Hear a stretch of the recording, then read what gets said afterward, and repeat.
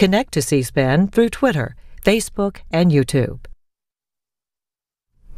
In just a few moments, we'll be taking you live to a debate for New Jersey governor. We'll hear from incumbent Democrat Jon Corzine, Republican Chris Christie, and independent candidate Chris Daggett. The latest round of polls show a relatively close race there. In fact, one poll released today finds Corzine closing the gap on his Republican challenger, Chris Christie. 43% of likely voters in the Monmouth University Gannett, New Jersey poll favored Christie, 40% Corzine, and 8% for independent Chris Daggett. The 3-point difference is within the poll's sampling error margin of plus or minus 4.3 percentage points. Corzine's disadvantage is down from 14 percentage points in August.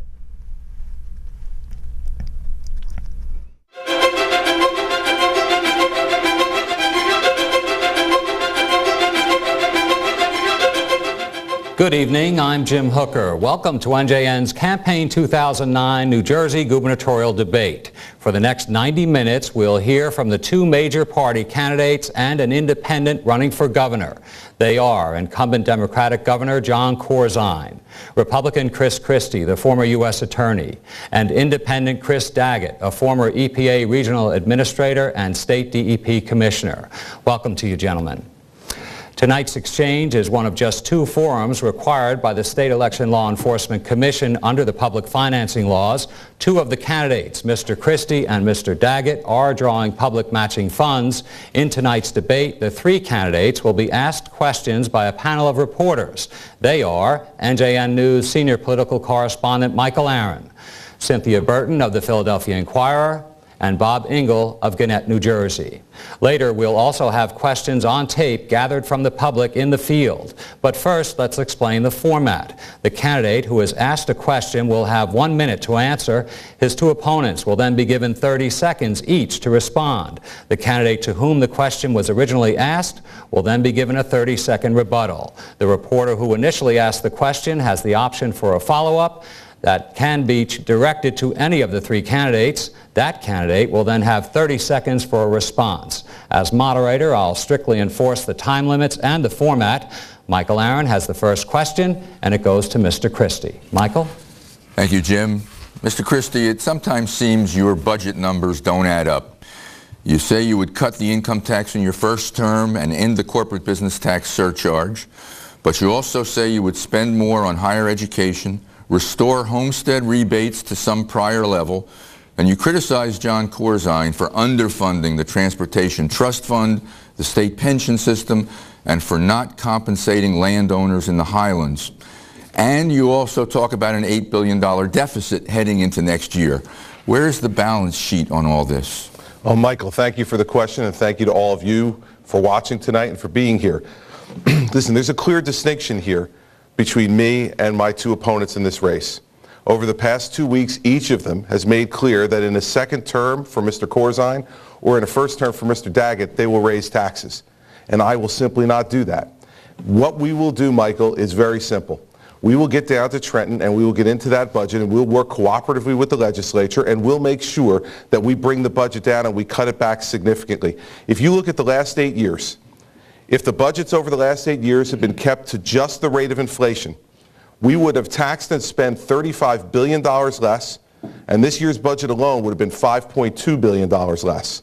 And so the fact is, people in Trenton tell you all the time you can't do this. Same way they told me that I couldn't fight corruption when I was U.S. Attorney. I didn't believe it then, and I don't believe it when I get to Trenton. Governor Corzine, you have 30 seconds for a response. Thank you. Good evening, everyone. Let me first of all compliment Mr. Daggett because he has a plan. I have a record and a plan, and Mr. Christie has no plan. It's a fantasy as identified by the Star Ledger. We've cut the budget this year for the second year in a row. The first time in 60 years the budget has been cut, over 12%. And making tough decisions in a tough environment is what being a governor is about. No plan is not what being a governor is about. Mr. Daggett, 30 seconds for your response. I agree that there's been no plan put forward by Mr. Christie. I've put forward a plan that cuts property taxes by 25% across the board. It cuts small business and corporate taxes by the same amount, 25% across the board, and most importantly, it balances the whole tax system out so that it's a fairer system and it makes New Jersey more competitive and it makes New Jersey more affordable than it has been for years. Mr. Christie, 30 seconds for your rebuttal. Governor Corzine does have a plan, the same plan for the next 4 years that he had for the last 4, which is to raise taxes $9 billion as he did in the last 4 years and still leave us with deficits. Mr. Daggett's plan is to raise taxes $4 billion. He didn't mention that in his answer. Fact of the matter is, we are the highest tax burden state in America. And the people of New Jersey are suffocating under this tax burden, and we can no longer have it. And so tough decisions do have to be made, but taking away property tax relief from people in the middle of a recession is a wrong decision, not a tough decision. Thank you, Mr. Christie. Michael Aaron has a follow-up. Mr. Christie, you're still being pretty vague on how tax cuts and certain spending hikes would mesh with an $8 billion deficit. Michael, listen, I understand you've been down here in Trenton a long time, and you think that's vague because you don't understand that what leadership can do when you get into a state capital like Trenton is to say we're going to do things entirely differently. We are going to reduce spending. We just said if we had just kept it at the rate of inflation, forget cutting, just the rate of inflation, the people of New Jersey would have been taxed $35 billion less over the last 8 years. There's a lot to be done, and we will do it. Our next question comes from Cynthia Burton of the Philadelphia Inquirer. Cynthia? Governor Corzine, the prize for winning this election is that you get to walk into the State House and immediately deal with a looming $8 billion budget deficit. Can you please be very specific with us about how you'll close the gap? Will you cut services? Will you raise taxes and fees? Cynthia, first of all, we had to face a $7 billion budget deficit last year, and we were able to come in on time under the previous year's budget by $4.5 billion. Those projections, about $8 billion, don't take into account whether the economy is going to turn. They have very low projections with regard to revenues. They don't take into account what President Obama will be offering in a 30-month stimulus program, which one of my opponents, Mr. Christie, would reject many of those elements of aid. That will also help us make the way through. And we have been constantly reducing the size and scope of government. We're down about 8,400 employees since I became governor because of a strict hiring freeze and early retirement. We will take the steps that are necessary to meet our constitutional obligation. I've been specific. I have a record. What I think needs to be asked by the public is what is the program that Mr. Christie would suggest, as Mr. Aaron asked. Mr. Daggett, your response. The proposal I put forward will, for tax cuts, will also deal with about a third of that $8 billion budget. The remaining part of that budget, I will freeze spending, and I'm going to ask state employees and all government employees across the board, I will work with them because they need to think about putting more contribution into their pension and health care benefits, as well as possibly take a round of a salary freeze or even possibly a salary cut. But that will be able to be done to save jobs and save their pensions and health care benefits. That's an important part of this. Thank you. Mr. Christie, 30 seconds for your response. Listen, the record is very clear on this. In Governor Corzine's first 2 years as governor, despite campaigning 4 years ago and saying he was going to scrub the budget and find ways to reduce spending, he increased spending 20% in his first 2 years as governor. That's what put us in the hole that we're in today, was that excessive spending when he first became governor. And he raised taxes $9 billion and fees over the last 4 years. New Jersey can no longer afford that type of governance. We need to say no to that, and we need to get tough in Trenton. Governor Corzine, my last rebuttal. budget is exactly the same number as when I came into office, give or take $100 million. I will not.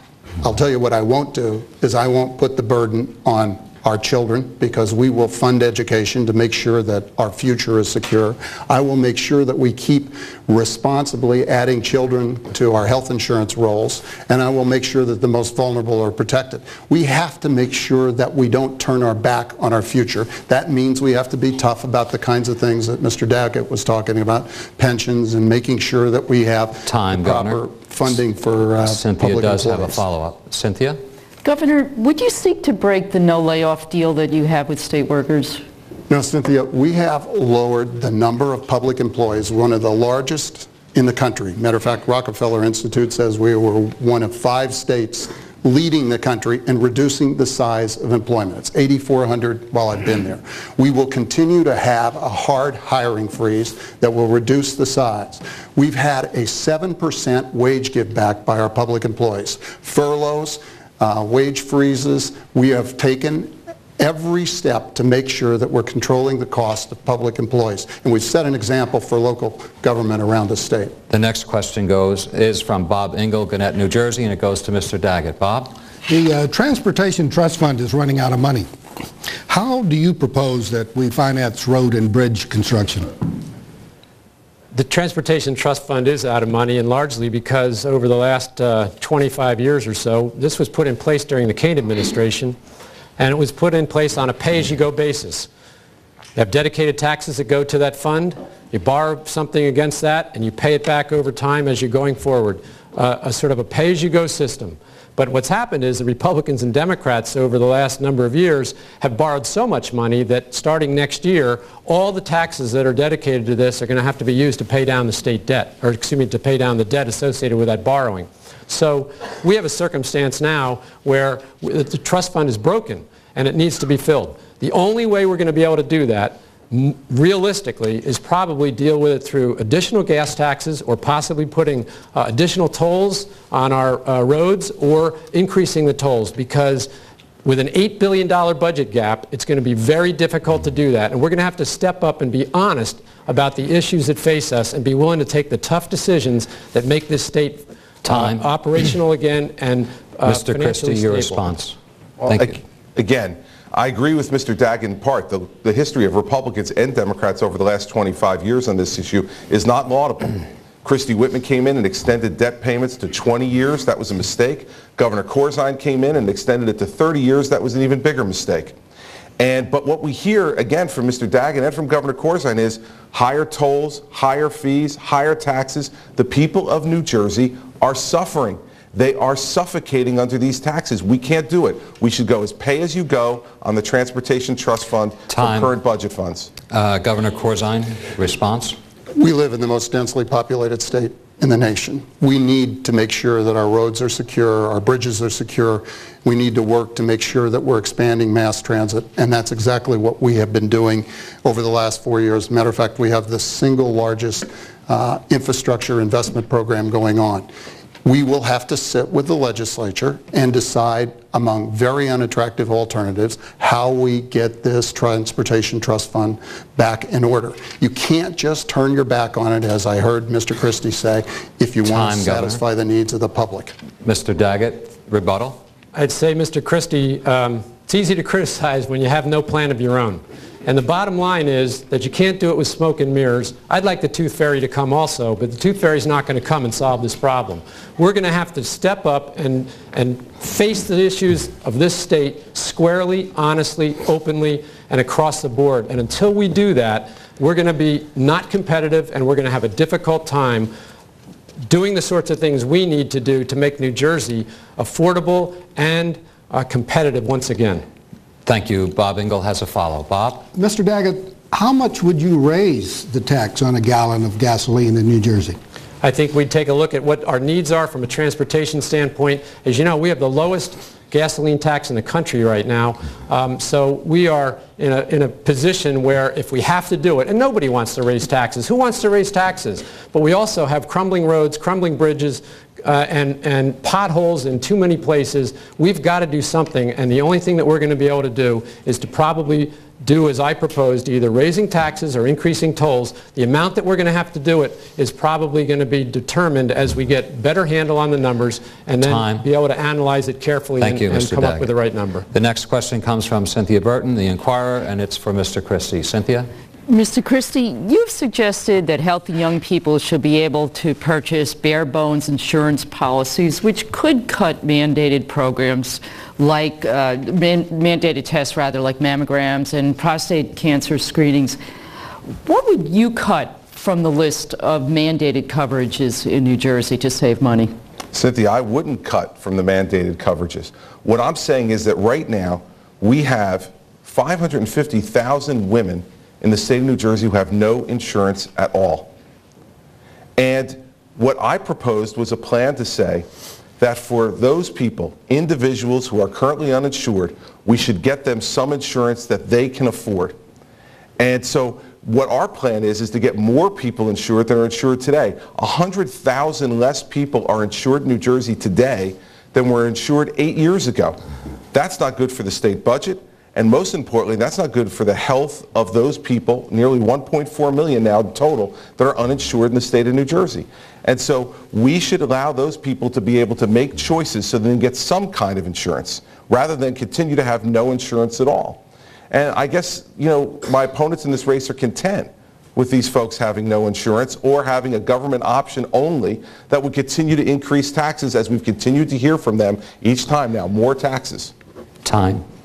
Governor Corzine, your response? First of all, I want to say that I thank God that Mr. Christie's mother had a mammogram. I hope that all women in New Jersey have mammograms. I just want to make certain, though, that the issue isn't about whether mammograms are effective. The issue is about whether insurance companies will actually pay for that, or will they pay for maternity stays for 48 hours for women that give birth. The fact is, the Star Ledger has said we've told the truth. Mandates that come off of the insurance policies will end up giving the insurance companies the option of dropping mammograms, dropping 48-hour stays for maternity. Your response? Mr. Christie's quote was, "No cut of mandates." Doesn't support any cut of mandates. Well, if you don't cut the mandates, how are you going to reduce the premiums and make it affordable for people to have these policies? So somehow we're going to have to put together a plan that gives people a range of options, but in doing so, it may indeed make it so some of the mandated coverages aren't put in the policies, and that may not be all bad. So the people have an option. If they don't want certain coverages, let them elect not to have them. But you can't have no mandates and also reduce premiums. I don't get how you do it. Time. Mr. Christie, rebuttal? So let's make it really clear. I would not have a plan that would ever prevent any woman who needed a mammogram to get one. The governor knows it. And this is just another example of his shameful campaign. It's a shameful campaign. It's an awful thing to have done. He knows it, and that's why today, for the first time, he said something nice in regard to that position, because he knows that people are reacting awfully to that shameful ad. He should pull it down, and he should apologize. Thank you. The next question comes from Bob Engel for Governor Corzine. Bob? Governor, you told the Philadelphia Inquirer you wouldn't rule out raising taxes. What taxes were you talking about? First of all, I want to just come back to the other issue that was just mentioned.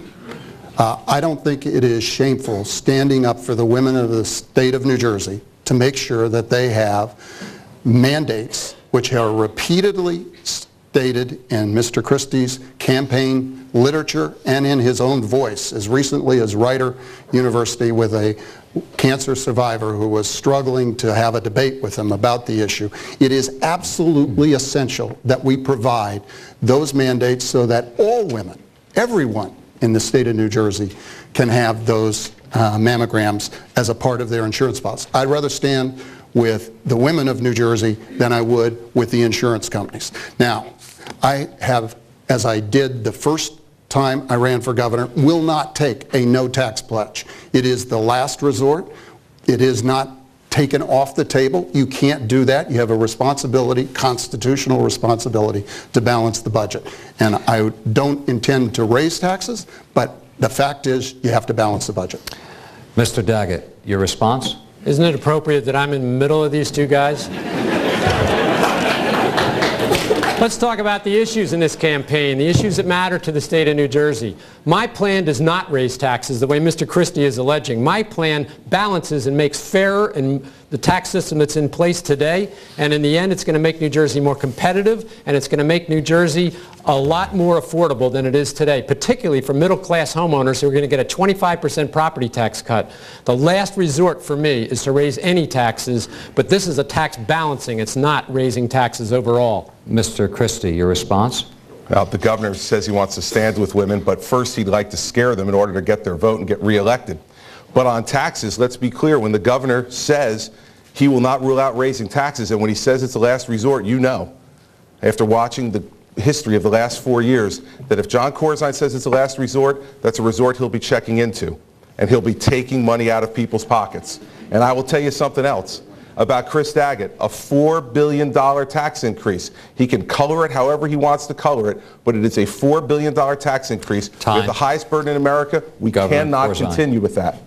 Governor Corzine, rebuttal. The problem Mr. Christie has is that he doesn't bother to give any specifics. The same question that Michael Aaron talked about earlier on. He doesn't tell people what he will cut, how he's going to get this budget balanced, how he's going to lower property taxes. And in fact, he wants to turn away from the President Obama's recovery program, which will put property tax hikes on steroids. The fact is we have cut taxes very seriously in this administration, as well as the ones he wants to talk about. $7 billion of property tax rebates, senior freeze expanded for 70,000 seniors, Time. and an earned income tax credit for 300,000 Michael Aaron, New Jerseyans. you're up next. Question for Mr. Daggett. Mr. Daggett, your property tax plan would, among other things, do away with homestead rebates. The governor and Mr. Christie both seem to believe in the rebate program. What do you know that they don't? The property tax rebate program is, in a way, a sham, because we send a bunch of our money down to Trenton and they spend time massaging it to the tune of about 25% of that money and then send a portion of it back to people. What I'm giving you is a real property tax cut, a property tax cut of 25% to a maximum of $2,500, and it will guarantee that seniors get the full $2,500 cut, which is more than they get today under the tax rebate plan. So my plan talks about cutting corporate taxes for small businesses, which are the heart of our economy, for large corporations, 25% property tax cut, and expands the sales tax to cover a wider range of services, which will primarily be paid by people in the upper middle income and upper income tax brackets who have a lot more disposable income. That's what this plan does. It's not raising taxes $4 billion. It's leavening out the system. It's making it fairer, more balanced, and it will make New Jersey more competitive, and it will make New Jersey more affordable than it's been in many years. Mr. Christie, 30-second response. Well, I think I just heard the governor say he cut taxes seriously in his 4 years. There are $9 billion in new taxes and fees since John Corzine became governor. The average property tax bill has gone up $1,000 since he's become governor, and the average median salary has dropped $7,200 since he's become governor. This is the Corzine squeeze. Salaries going down, taxes going up. You know, if he really sent out $7 billion in property tax relief, we should send some of our investigators out to try to find it. Time. Governor Corzine, response. Mr. Christie doesn't like the truth. He makes up his own version. The Census Bureau just announced that New Jersey was one of the 5 states that actually had increase in income, median income last year. I don't really understand where those facts are coming. The property tax rebate, which had been eliminated in the year before I came through for many taxpayers, been increased to about $800 for people under $75,000. It was even larger at other times. We've extended the senior freeze. We've provided earned income tax credit for working families up to $42,000 to $20,000. We've Mr. cut Daggett, taxes your too. rebuttal. I'm getting squeezed here in the middle. It's, I emphasize again, my plan gives a 25% property tax cut to all homeowners, preserves the senior property tax freeze, and guarantees that they'll get the full $2,500. It gives a corporate tax cut, and it expands the sales tax to cover a wider range of services to make New Jersey more competitive, to make it more consistent with the economy of the 21st century, which is a more service-based economy, and ultimately to make New Jersey more affordable. Michael Aaron has a follow. Michael? The follow-up is to Mr. Christie. Mr. Christie, to echo some of the state's commentators, where's your property tax plan? Michael, we've talked about it. We have to encourage shared services, regionalization, and consolidation. And the state has to get serious about doing that, not in a ham-handed way by ordering people to do it, but by sitting down and working together. The only way we're going to solve this problem is by doing that. There's no silver bullet plan. 4 years ago, John Corzine promised a 40% increase in property tax rebates in 4 years. Has not happened. These silver bullet plans, Chris Daggett's that raises $4 billion in new taxes, they never wind up working. People are disappointed. This is going to be hard work we have to do. We have to sit down and do it together. Bob Engel has the next question, and it goes to Mr. Christie. Bob? The Corzine campaign says you have one set of rules for yourself and another set of rules for everybody else. Is that true? No, it isn't. You know, over the last 7 years, I've followed one set of rules, and that's the federal law that I was charged with enforcing over the last 7 years as United States Attorney. And what the people saw was whether it was drug trafficking, or whether it was child pornography, whether it was human trafficking, or whether it was political corruption. We enforced the law against Republicans and Democrats, North and South, regardless of where you come from in this state. People have seen that record and they know it. Over 130 Republicans and Democrats, elected and appointed officials, sent to jail over the last 7 years. A real fight against corruption in this state. And no enabling of corruption. Very clear choices were made, tough decisions were made, and we went after it. So there's no two sets of rules. Fact of the matter is the governor's decided to engage in a game of trivia here and keep everybody entertained with his millions of dollars over the summer in ads. We were entertained too, but now it's October, and it's time to talk about the serious issues. I'm happy to stand by my record. Governor, your response? You know, this misses the point. When people talk about driving, when they talk about not reporting assets and not paying taxes, or giving out no-bid contracts, $52 million to your former boss with no competition whatsoever, and then say you want a different example, or you're going to prosecute people for not reporting what is required or paying taxes, then I think there is one set of rules for Mr. Christie and another set of rules for others. And I don't think that's the kind of example you want your governor to be laying down. Mr. Daggett. I don't care about driving records. I don't care about loans and subordinates and girlfriends and neighbors and relatives. I don't care about any of that stuff. What I care about is the issues that are facing this state that we ought to step up and talk about seriously through the rest of this campaign, because we haven't talked about it enough. I'm the only one who's laid out specific programs and specific policies for every major issue facing us. I'm still waiting for the other people to do that. The only way you set an example is from the top. I will set an example by the way I conduct my life, the way I have conducted my life to date, and by the way, my driving record's clean. Mr. Christie, your rebuttal? By the way, another time when Chris Daggett and I agree. I don't care about any of that stuff either, Chris. Seems like only one person on the stage who does. But the governor wants to talk about setting an example. Let's talk about a current one then. Today, Joe Ferriero began his trial for corruption, for corrupting Bergen County. And Governor Corzine, over the 9 years he's been in public life, has personally donated over $500,000 to Joe Ferriero, someone who his co-defendant pled guilty just 2 days ago. Is that the kind of example we're talking about setting? Enabling corruption across this state with your own personal money? I don't think that's an example we need to be setting. Michael Aaron has the next question, and it goes to Governor Corzine. Michael? Governor, in the attempt to improve urban education, your emphasis has been on preschool, which Mr. Christie says we can't afford to expand, and his emphasis has been on charter schools, vouchers, and school choice. Why do you prefer the pre-K approach? Well, first of all, I don't agree with all the premises. Certainly preschool is the single most important reform, and it is getting results. Check out when you look at our test scores on third, fourth, eighth graders, we're closing the gaps for our urban kids. You will see, if you look at a record, we have expanded the number of charter schools from 51 to 68. We've got 9 more that we'll add next year. 14,000 kids going to 22,000 kids to probably 30 to 35 in the upcoming school year.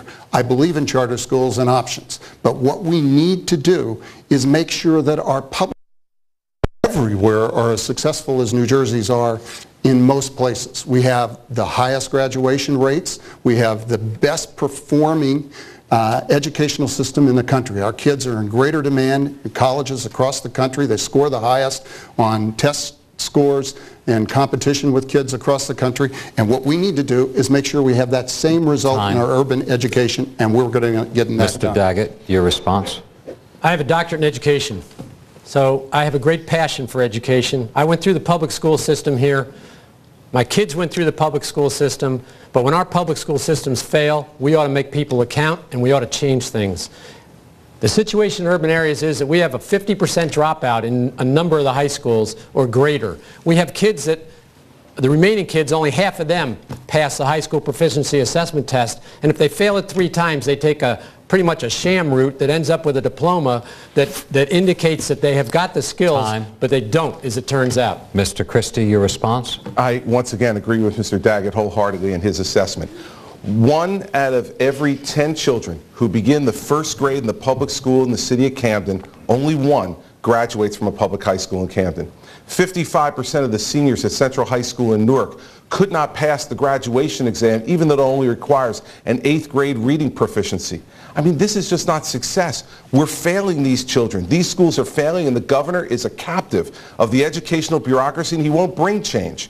We need to do better for these kids. They're our kids. Governor Corzine, rebuttal. We're putting more money into early childhood education, which Mr. Christie calls babysitting.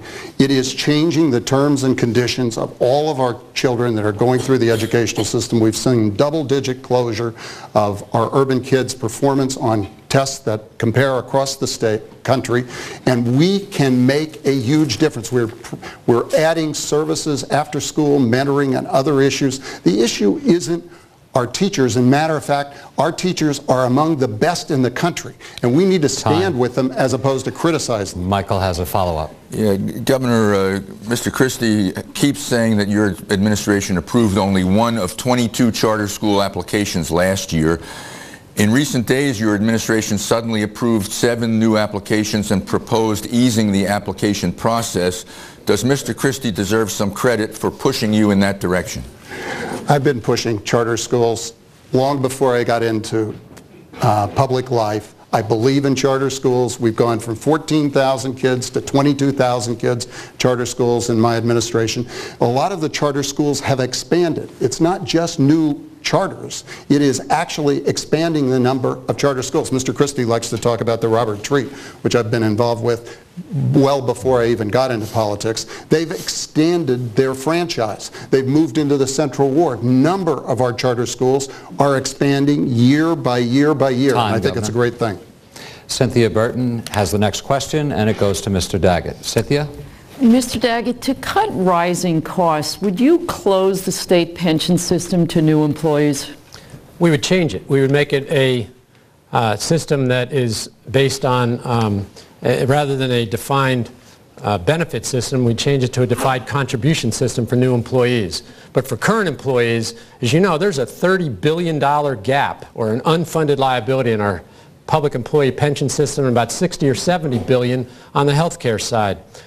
We need to figure out how to protect that system and get it financed properly. And the only way we're going to be able to do that, particularly given an $8 billion budget gap, is probably to ask our public employees, again, across the board, school teachers, municipal employees, county employees, state employees, all are going to have to contribute more to their pension benefits. They're going to have to contribute more to their health care benefits. They're going to have to probably take a round of salary cuts or at least salary freezes so that we can get things more in line with the private sector, and we can make the state more affordable, because right now we can't afford the government that we have.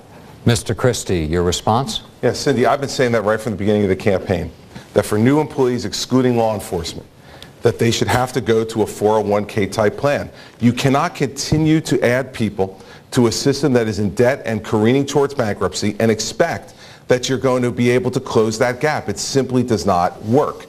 And so for new people, we need to go to a different route and have them have a defined contribution 401k program. But we must keep faith with the people that are in that system now. They have made their plans for retirement based on that system, and my administration would keep faith with them. Governor Corzine, your response? Well, for many, many years, Republicans and Democrats didn't put money into the pension system. I put more money in these 4 years that I've been governor than the last 4 governors combined into the pension system. We've raised the retirement age from 55 to 62. The last time the Republicans were in charge, they lowered it from 60 to 55, increased benefits 9%.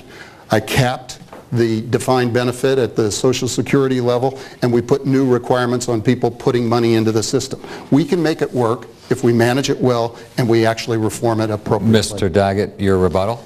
I actually agree with Governor Corzine that the Republicans and Democrats haven't done very well by the pension and benefit system for a long time now.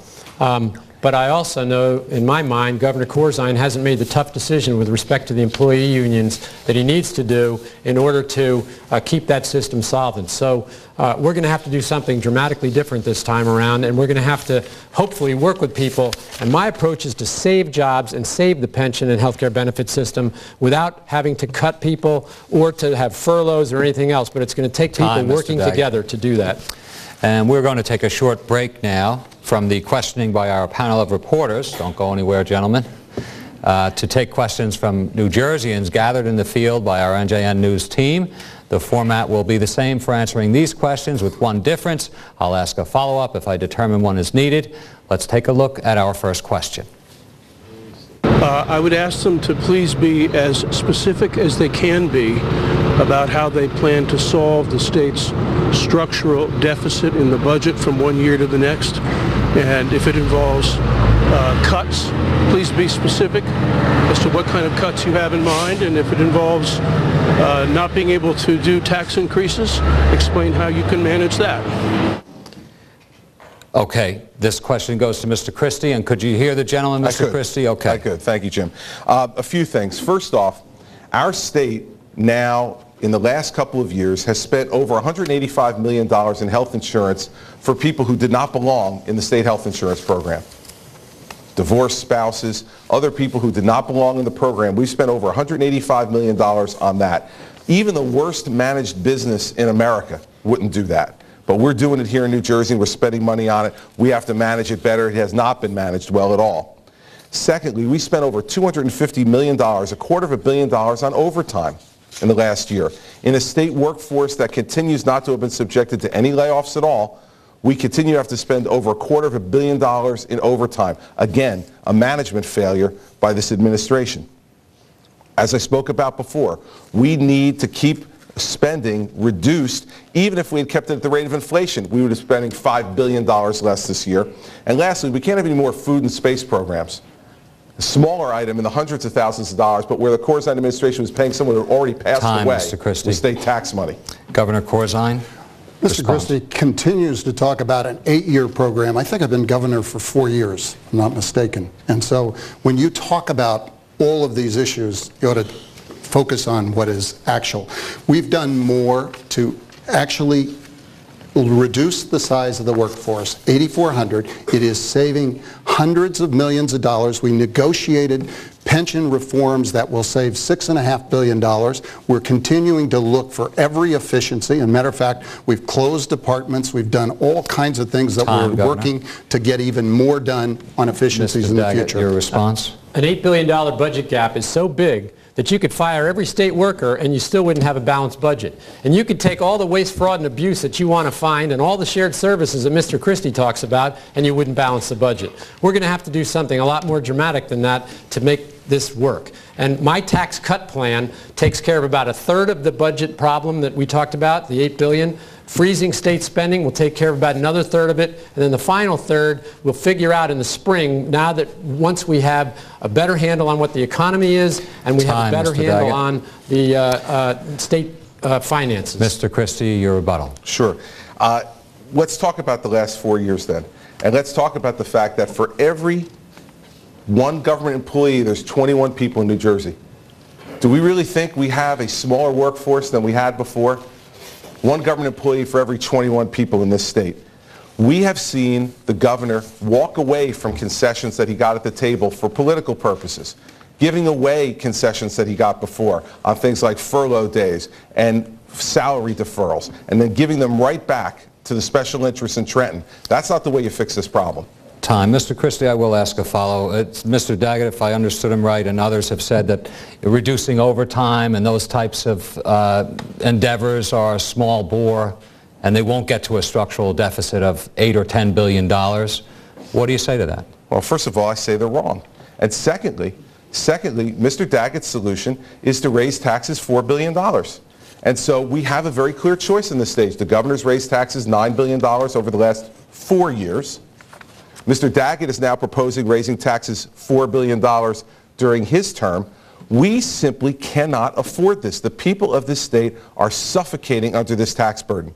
and we cannot add to it. It's the highest tax burden in America. And so they want to come up with all these other solutions that go back into the taxpayers' pockets. I simply won't do it. Time. Thank you. We have another question from the public, and can we roll that?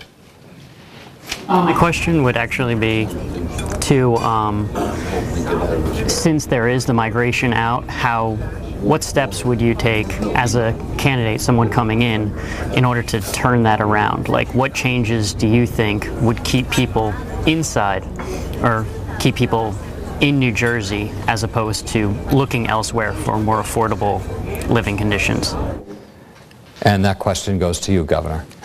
Well, the reality is Princeton studies show that we actually have growth in our population. There are some people moving out, there are some people moving in, and I suspect we will continue to see that. That's the normal turnover in a society, and particularly in the northeastern states.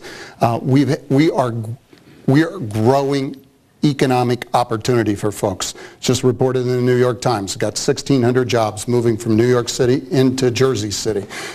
Bayer Company, Unilever, all of our pharmaceutical companies on an international footprint are expanding here in New Jersey. We're growing biotech jobs. So I think once we get through this recession, and we've made a lot of changes in our corporate tax structure, net operating loss carry forwards, tax incremental finance. There's a lot of technical things that we've done to make the business environment more favorable. I think we're creating an environment because we have great schools, we have a great transportation network, because people do well in New Jersey. I think they'll continue to come here. Mr. Daggett, a response? Somehow I've missed all that job growth because last time I looked, unemployment in New Jersey was about 9.7%.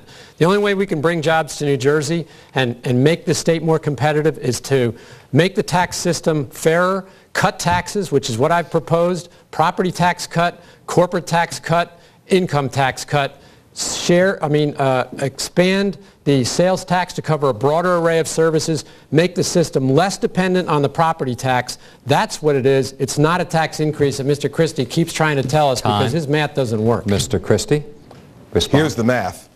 10.7% top income tax rate in New Jersey, 3.05% in Pennsylvania. 10.7. John Corzine's raised those rates to the third highest level in America. I don't understand how the governor doesn't see that people are leaving. People are leaving this state in droves. Businesses are leaving in droves and taking their jobs with them, and that's why we have the worst unemployment rate we've had in 33 years. The governor has to step up and admit his economic policies have not worked, and we need to change course. Governor Corzine, a rebuttal? Mr. Christie and Mr. Daggett both are pretending that somehow New Jersey is somehow suffering more than the nation or our global community with regard to economics. The fact is that we looked at the top 1%, 1.5% of New Jersey taxpayers so that middle class and working families could avoid the kinds of tax increases so that we could continue to provide property tax rebates for middle income families. And that's exactly what our proposals are all about. And if we continue to pretend that there isn't an economic crisis, the worst since the Great Depression, then we're never going to have the kinds of results that I think people need to see. Governor, that's time. I will ask a follow-up here as well. Is it true, from what Mr. Christie is saying, that at a rate of 10.7%, folks are crossing the bridge to states with 3.5%? Well, I just gave you an example of where people are crossing the bridge. They're coming from New York City into New Jersey. I told you about Bayer and Unilever, which both opened up their headquarters in the last 18 months in the state of New Jersey. One came from Connecticut, one came from Pennsylvania. There are going to be comings and goings. I know that if we leave it at 10 3/4, which is why we put it on a temporary basis, it would hurt us with high-income taxpayers. The fact is it will revert back to 8.97 at the end of this fiscal year. Time. Thank you. And we are now going to go to another question from the public. What are you doing for women's reproductive health care in New Jersey, especially reducing teenage pregnancy? What would you like to see done? I'd like to see massive education campaigns and access to birth control so that our young women can stay away from motherhood until they're really ready and thereby improve their economic situation. And this question is for Mr. Daggett. Mr. Daggett? I agree with the questioner that education is an important part of this, but I'm not quite sure that I understand that question enough in terms of it's certainly an education issue. Certainly we need to give kids and women the opportunity to choose what they want to do. I am pro-choice. I believe in women having the right to choose and make their own decision about what they do with respect to reproductive activities and with respect to if they have an unwanted pregnancy or even a wanted pregnancy. But we need to have a better education system in place, and we need to assist people, hopefully, to actually go to term and bear a child. But if they want to make a choice to do something different and to have an abortion, that's their choice. Mr. Christie, your response. And listen, I understand the question. We need to make sure that we do everything we can to teach our children that sexual activity is not something that they should be engaged in until they're mature and ready enough for it. We need to start talking again about those values. I have two young daughters myself, 13 and 6. And we need to have parents more involved in this issue. We have to make sure that parents are notified about things that are important that are going on in their daughters' lives. That's the way we're going to do it, by making families stronger and encouraging that kind of conversation in every household. Governor Corzine, response? This is a place where Mr. Christie and I totally disagree. I believe strongly in a woman's right to choose. I believe in Roe v. Wade. I believe that our laws here in the state of New Jersey are reflective of a woman's right to choose. I believe strongly in prenatal advice and education. I do believe that abortion should be safe, legal, and rare, but we need to make sure that the family planning characteristics that will make abortion a rarity are broadly disseminated to our people in the state of New Jersey. Mr. Daggett, a rebuttal? I agree wholeheartedly with Governor Corzine on that statement. And I agree that we should do what we can to provide as good an education about sexual activity and doing the sorts of things that are responsible. But in the end, a woman should have a right to choose. Thank you. Let's go to our next question from the public. Property taxes. How much federal dollars are we getting that's going to help alleviate some of these, because basically the state taxes, the city taxes are skyrocketing out of control. You know, it's making a lot of people go into foreclosure and things of that nature. What are they actually going to do, putting partisan politics aside, to help with that? I'd like to know what they're going to do about the property tax problem in the state of New Jersey. Property taxes are way too high, and I'd like to know what they're going to do to lower those or bring them into line. Well, the bottom line is the taxes are too high. We have had road taxes for the past, I've lived in Cinnamitson for 48 years. Every year we have road taxes, road taxes, road taxes. The roads in New Jersey are the worst in the country. The taxes in New Jersey are the highest in the country. It doesn't seem to me that the money that the taxpayers are putting out are going to where it's needed the most. I'd like to know what their policy is about taxes and what they're going to do about lowering them. All right, well, it wasn't one question. It was a series that we put together. That skipped my mind, but of course it was mostly on taxes, property taxes, road taxes, other taxes. And this question goes, those questions go to Mr. Christie. Well, this is again where we see a clear difference on this stage. What you just saw on your TV is what I have been experiencing across the state of New Jersey as I've been campaigning since February. People of all different ages and regions of our state understanding something that the governor seemingly doesn't, that the people of New Jersey are suffocated by these taxes. We have to lower taxes in this state, and the way to do it is to lower spending. You know that in your own household. We have to spend less, and then we can tax less. So job one is going to be making sure that we get in there and we spend less money. And I will do it either through cooperating with the legislature and coming up with a plan that makes sense with them and getting their support, or I will do it through using the line item veto and taking out every bit of excessive spending that's in there to get our budget in balance, so then we can lower income taxes, lower corporate business taxes to help create jobs. Those people are right, and Mr. Daggett and the governor are wrong on this issue. Time. Governor Corzine, response? Well, I think you just heard why the Star Ledger says what Mr. Christie has to say about property taxes is a fantasy. This is a local issue which the state can be a partner in helping solve, which is exactly what we've done. We've expanded the number of dollars for rebates by $2 billion, 35% over the last 4 years. We put a 4% cap, which we have sympathy with some of the efforts that Mr. Daggett is talking about. We put new money in a school funding formula, first in 40 years, that actually is the major driver of property taxes, and we've got it down from 7.5% to 3.7%. Mr. Daggett, response, please. Mr. Christie, all fluff, no plan. Mr. Corzine, raising taxes. My plan is very specific. We're going to cut property taxes by 25% across the board. Corporate taxes cut 25% for small businesses and large businesses. We are going to expand the sales tax to cover that, and that will be paid largely by people of upper middle and upper income levels. And that's how we're going to do this. We're going to make the system fairer, more balanced, to make New Jersey more competitive and more affordable. Time. We are going to cut taxes. Mr. Christie, rebuttal. Listen to that very tricky language by Mr. Daggett. He says he's going to expand the sales tax. His hand is in your pocket. That's what's happening. And listen to the governor. You know, is he not living here? Taxes have continually gone up in New Jersey over the last 4 years. $9 billion in new taxes and fees under John Corzine. That is the fact. Highest tax burden in America under John Corzine. That's the fact. The way we will tax less is by spending less. That's the Christie plan. Time. Thank you, Mr. Christie. We will now go to another public question.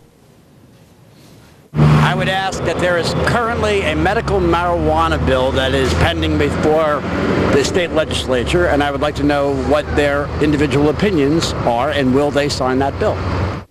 All right, Governor Corzine, this will go to you. I did a couple of calls on this one. It passed the Senate, medical marijuana. It's in the Assembly, a health committee. They don't quite jibe, but it's getting there. The gentleman's question. I'll sign the bill. Okay. Mr.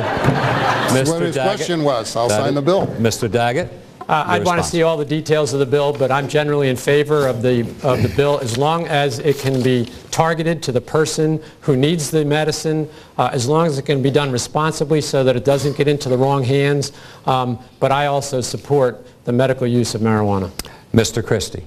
Now listen, I want to do whatever we can do legally and responsibly to alleviate the awful suffering from people who have awful diseases that are causing them great pain.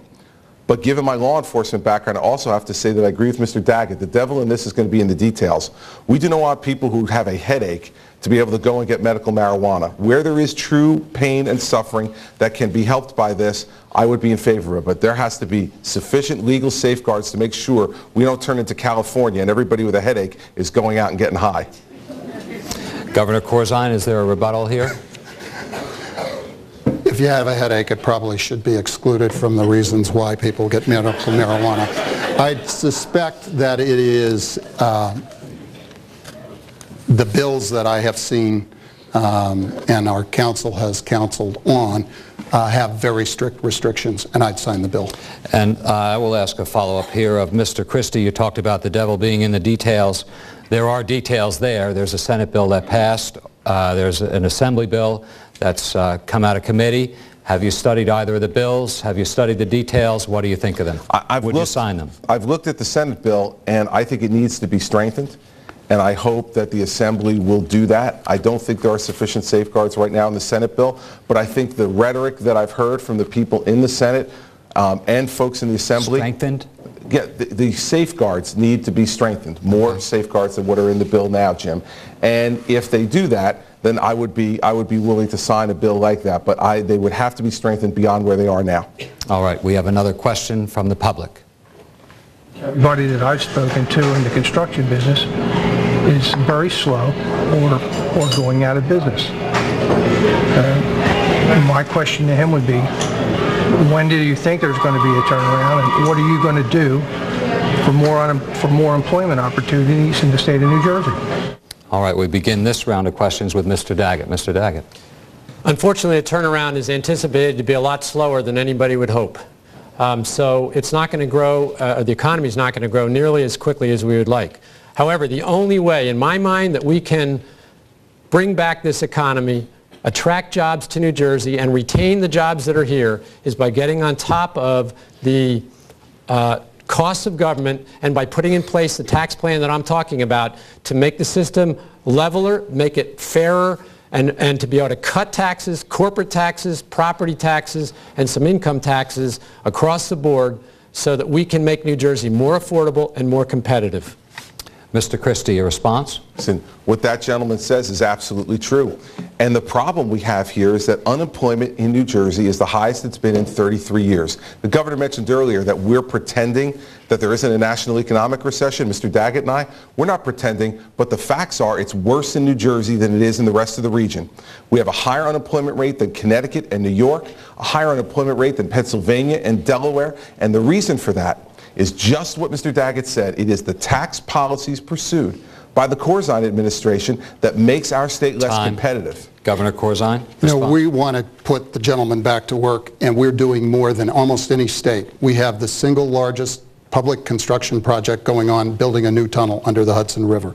$9 billion project, going to be 6,000 people, 44,000 after the job is done. We have a school construction program going across the state that is putting people back to work. We have a clean energy program that is unmatched in the country. We've installed more solar panels than any state in the country other than California, more per capita per square mile. We are putting people back to work on infrastructure. Mr. Daggett, a rebuttal? We're putting people back to work, but it's slow, and we need to make it so that this state is more attractive from a competitive and an affordable standpoint, and we haven't done that in a long time under Republicans and under Democrats. They put us into a deep hole over the last 15 years or more with poor fiscal policies. My plan to cut property taxes and taxes across the board on the corporate side and some income taxes will start to make it more affordable and more competitive. It's not a lot of magic here. It can be done. All right, our final question from the public. How do they plan to help people that are uninsured, number one, and the people that for some reason just got laid off and don't have, you know, health coverage? All right, Mr. Christie, that question is for you. Yes, Jim. Listen, this is what we were talking about earlier. 550,000 women in the state of New Jersey with no insurance at all. 1.4 million people without insurance. And in fact, 100,000 more people without insurance than there were 8 years ago in New Jersey. The policies have been a failure. We need to make insurance for those folks more affordable.